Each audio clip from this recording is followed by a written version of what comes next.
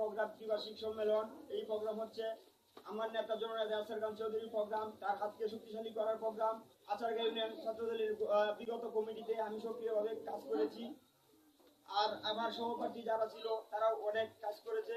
আমার এখানে আরো রাজনৈতিক সহযোগিতা আছে, প্রত্যেকের নাম বলার আমার পূর্বে যারা বক্তব্য রাখেছে তারা প্রত্যেকেই তাদেরকে পরিচয় করে দিয়েছে আপনাদের মাধ্যমে।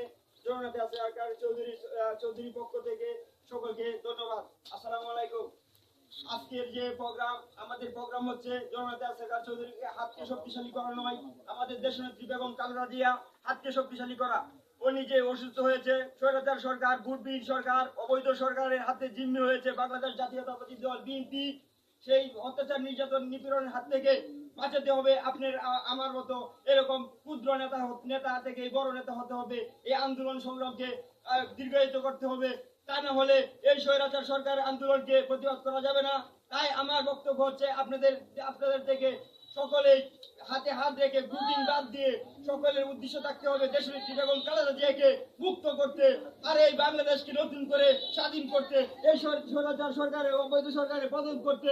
বাংলাদেশ জিন্দাবাদ, তারুণ্যের অহংকার তারেক রহমান জিন্দাবাদ, শহীদ জিয়া অমর হোক, খালেদা জিয়া জিন্দাবাদ, এসএন খান চৌধুরী জিন্দাবাদ, আসারগাঁও ইউনিয়ন ছাত্রদল জিন্দাবাদ।